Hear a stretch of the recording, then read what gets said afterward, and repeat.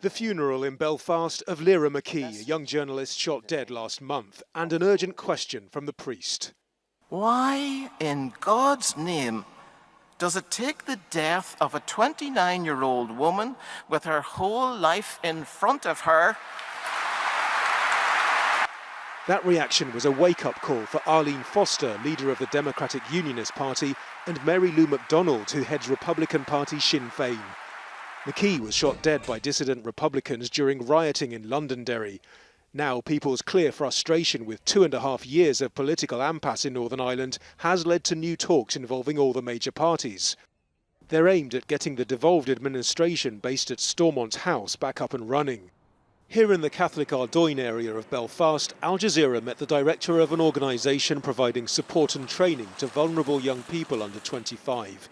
Shane WHELEHAN says the collapse of Stormont means he can't get approval for future projects.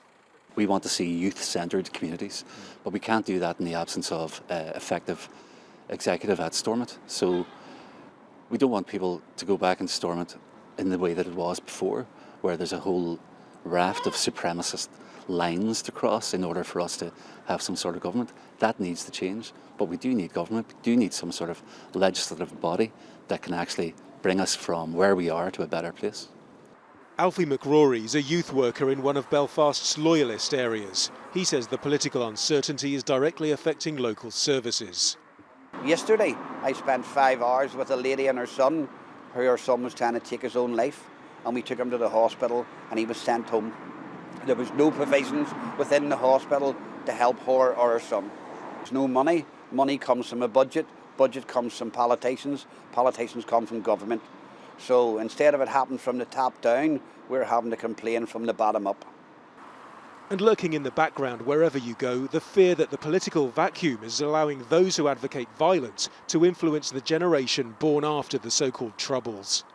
These days you can find a new kind of role model on murals around here, like these sporting figures.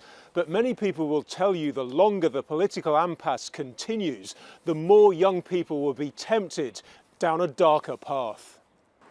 Many people here hope Lyra McKee's message of dialogue will now be heard by their politicians. If it's not, the implications for all communities here are deeply worrying. Nadim, Al Jazeera, Belfast.